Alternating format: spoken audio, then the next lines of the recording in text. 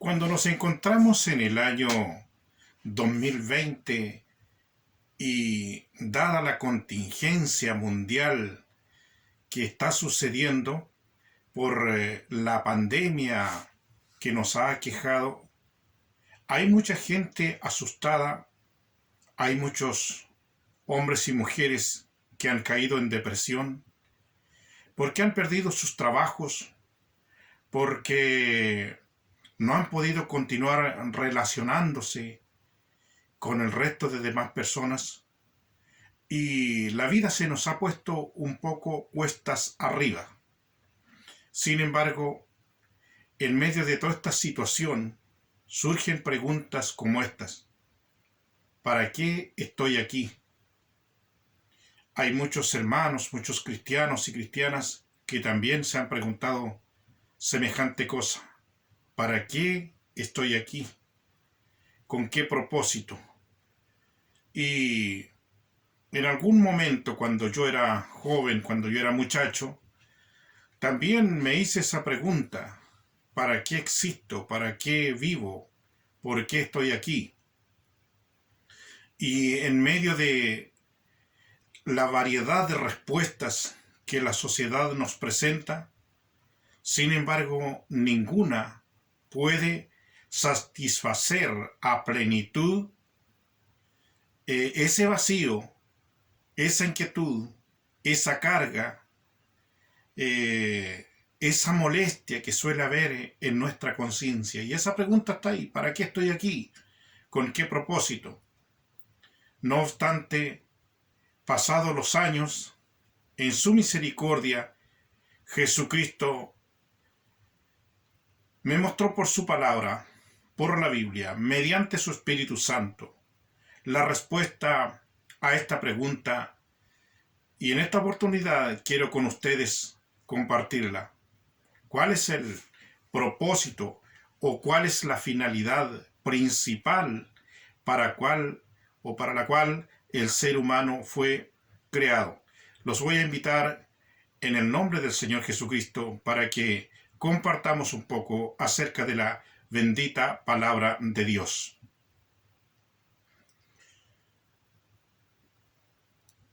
Y como les estaba diciendo, ¿cuál es el propósito? ¿Cuál es el objetivo?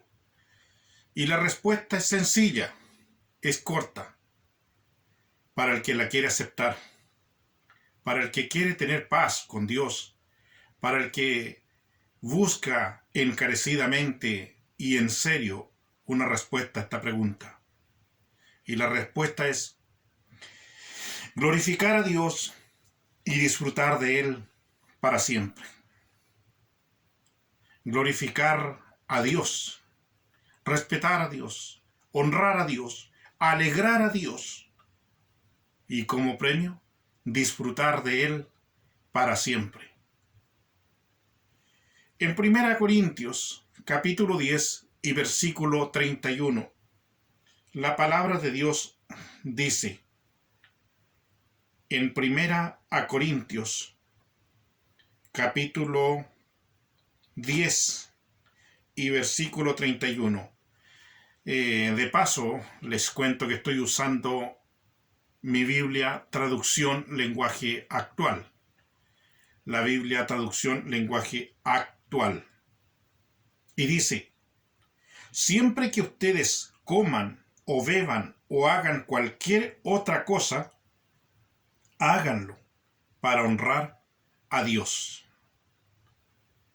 Si comimos o bebimos, que son cosas de lo más básico que el ser humano hace, que sea para alegrar a Dios, que sea para exaltar a Dios. Quizás tú te estés preguntando y digas, pero ¿por qué tengo que exaltar a Dios? ¿Por qué tengo que alegrarlo a Él si el que se siente mal soy yo? Es que no se encuentra, amigo, amiga, no se encuentra la razón, no se encuentra la satisfacción personal, sino cuando el hombre o la mujer encuentra el propósito para el cual fue creado. Y es por eso que existe lo que se llama vocación. Y la vocación fue inventada por Dios justamente para que nosotros lo alegremos a Él, haciendo las cosas con agrado, para su gloria, aunque no lo hayamos pensado así. Hay gente que conocí en otro tiempo, por ejemplo, profesores, maestros, como le llaman en otros países, que su único anhelo era que el niño o la niñita aprendieran a vivir en este mundo de una manera saludable. Y hacían todo un esfuerzo para que se logre este propósito. Como también he conocido médicos, que su anhelo, su propósito, es que el paciente no muera. Y se esfuerzan y hacen todo lo posible para que este propósito se logre. Y cuando alguno de sus pacientes muere, lo sienten como un fracaso personal. Es tan alta su vocación en esa área. Como también cuando niños repiten el curso, profesores o maestros se han sentido frustrados. Y así en la diversidad de disciplinas. Sean ingenieros, sean abogados, sean policía, sea de lo que sea. Siempre tenemos una vocación. Y esa vocación fue inventada por Jesucristo.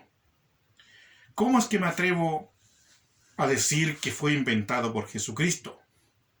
Porque la palabra de Dios, allí en el Evangelio de Juan, en el capítulo 1 y el versículo 1, 2 y 3, me dice lo siguiente. Te invito a la Biblia. Continuamos. Como te dije, estoy usando la Biblia, traducción, lenguaje actual. Y dice allí: antes de que todo comenzara, ya existía aquel que es la palabra. La palabra estaba con Dios y la palabra era Dios. Cuando Dios creó todas las cosas, allí estaba la palabra. Todo fue creado por la palabra y sin la palabra nada se hizo. Sin la palabra nada se hizo. Pero te invito a que avancemos al versículo 14 del mismo capítulo. Y dice: aquel que es la palabra habitó entre nosotros y fue como uno de nosotros. Vimos el poder que le pertenece, como Hijo único de Dios, pues nos ha mostrado todo el amor y toda la verdad. Y ese Hijo de Dios se llama Jesucristo de Nazaret, el cual es Dios mismo, Dios encarnado. Entonces, sea que comamos, o sea que bebamos, o que hagamos cualquier otra cosa, tiene que ser para alegrar a aquel que nos creó. Así como la cámara que me está grabando en este momento fue creada con ese propósito y no encuentra otra razón de existencia sino el grabar, así también tú y yo fuimos creados por Dios y para el placer de Él.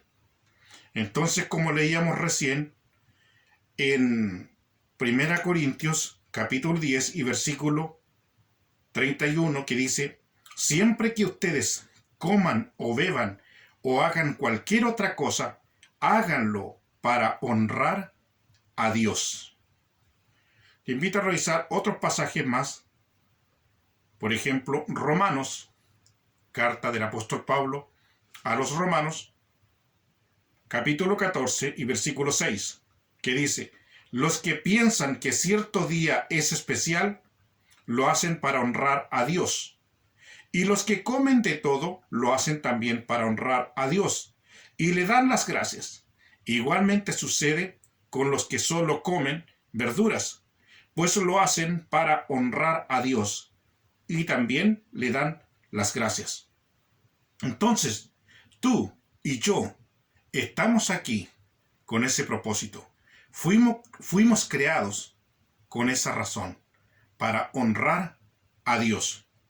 En Colosenses capítulo 3 y versículo 17, la palabra de Dios dice: y todo lo que hagan o digan, háganlo como verdaderos seguidores del Señor Jesucristo, y denle gracias a Dios el Padre por lo que Cristo ha hecho por ustedes. Leo de nuevo: todo lo que hagan o digan, háganlo como verdaderos seguidores del Señor Jesucristo, y denle gracias a Dios el Padre por lo que Cristo ha hecho por ustedes. Sea que comamos, o sea que bebamos, o hagamos cualquier otra cosa, tiene que ser para la alegría, para el placer de aquel que nos creó. Tú sabes que cuando te compras alguna herramienta para realizar tu trabajo, o cuando te compras algún juguete para divertirte y se logra el propósito, ¿qué es lo que tú haces? Te contentas, te alegras y le cuentas a otros lo bueno que es tu herramienta. Supongamos lo bueno que es tu teléfono, lo bueno que es tu tablet, lo bueno que es tu computador, lo bueno que es, qué sé yo, en el caso del carpintero, un cepillo, una sierra circular, una, qué sé yo, azuela, o en el caso de la cocinera, un cuchillo, una olla, un tenedor o cualquier herramienta, o en el caso del enamorado, de la enamorada, cuando consigue conquistar a alguien del sexo opuesto, se siente a gusto, se siente satisfecho cuando va en la línea que él quiere o que ella quiere. ¿Cuánto más Jesucristo, aquel que te creó a ti y a mí? Entonces nosotros fuimos creados con ese propósito, complacer a Dios, así como lo hacía Jesús.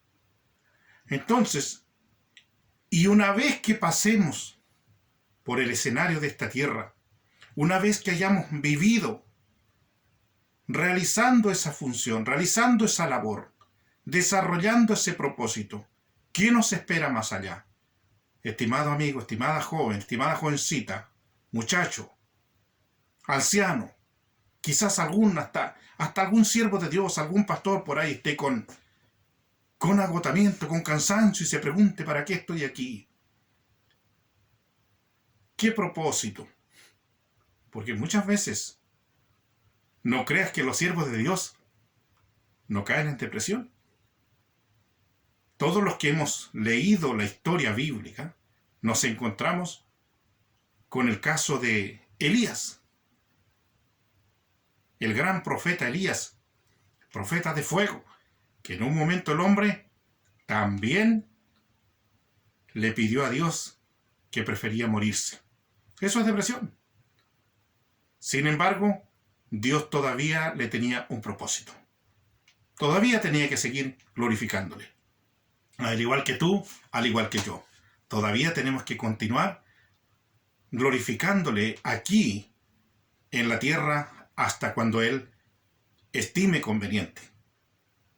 Nos irá a llevar quizás con el rapto de la iglesia, o quizás nos irá a llevar como a la mayoría de los mortales, dejando el cuerpo en el cementerio y llevando nuestra alma al paraíso celestial. Independiente de cómo sea, el punto es que nadie ni nada nos puede arrebatar del amor de Dios que es en Cristo Jesús. Entonces, después, como dije, de pasar por el escenario de esta tierra, ¿qué nos espera? ¿Y con qué propósito? ¿Y por qué el hombre de Dios y la mujer de Dios tiene tanta seguridad y realiza su propósito aquí en la tierra de complacer a Dios? Porque más allá de la muerte, Cristo nos espera. Y el salmista lo decía de esta manera, en el Salmo capítulo 73, versículos 25 y 26.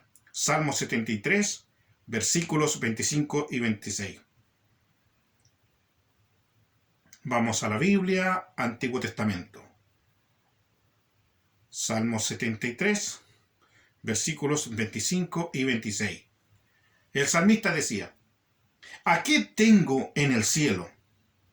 A nadie más que a ti. A nadie más que a ti. Oh, gloria a Dios.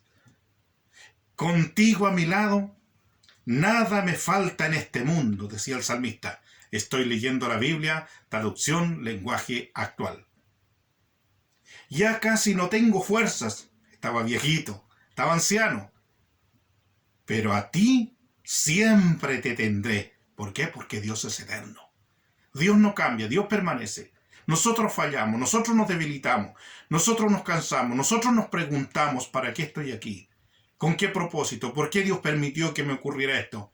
¿Por qué mis finanzas no son las mejores? ¿Por qué mi hijo se enfermó? ¿Por qué mis padres están como están? Si yo le he servido a Dios como Dios quiere durante toda mi vida. Sin embargo, dice: ya casi no tengo fuerzas, pero así a ti siempre te tendré. Mi única fuerza eres tú. Así declara un hombre y una mujer que conocen a su Dios. No tienen otro propósito de vida, no tienen otro objetivo aquí en la tierra, sino solamente complacer a Dios y disfrutar de Él para siempre. Porque cuando Cristo vino a ofrecer un reino celestial. A todos los seres humanos nos invita y nos dice: arrepiéntanse, porque el reino de los cielos se ha acercado. Hermanos, amigos, parientes, vecinos, pastores, toda persona que se encuentre quizás con esta incertidumbre: ¿con qué propósito estoy aquí? La respuesta es glorificar a Dios y después de esta vida disfrutar de Él para siempre. Solo en Cristo hay salud. Allí en Jesucristo, Él mismo, cuando le revela a su siervo Juan, en el capítulo 21 del libro de Apocalipsis, nos dice por el versículo 4 aproximadamente, que allí no habrá llanto, no habrá dolor, no habrá tristeza, porque Dios habrá hecho nuevas todas las cosas. Así es que para allá les invito. En este mundo, hermanos y amigos, la cosa va a ir de mal en peor. De mal en peor, porque tiene que llegar a lo que se conoce como la gran tribulación. Pero después de eso, a los que han creído en Cristo Jesús, nos espera un milenio donde el lobo habitará con el cordero, donde la vaca habitará con la osa, donde el león comerá paja como el buey, es decir, todos volverán a ser vegetarianos. Un bebé podrá jugar en el nido de una serpiente venenosa y nada hará daño. ¿Por qué? Porque cuando Cristo está gobernando, amigo, el mal no tiene cabida. Alabado sea el Señor. Y qué privilegio tengo de poder compartir con ustedes este momento cuando estamos en el año 2020, en octubre del año 2020. Me gusta dejar los años cuando se graban estas cosas y cuando compartimos la palabra, porque estos temas han sido quizás preparados ya muchos años atrás, muchos tiempos, pero que vuelven a servir porque la palabra de Dios es eterna. Y la palabra no es otra, sino Jesucristo mismo. Jesucristo de Nazaret, cuyo nombre significa Salvador. Jesús, Salvador, el que salva a la humanidad. Que el Señor les bendiga y estaremos más adelante compartiendo en una nueva oportunidad otra pregunta con sus respuestas bíblicas. Soy el hermano Rolando Lefiqueo. Que Dios les bendiga y hasta una próxima oportunidad.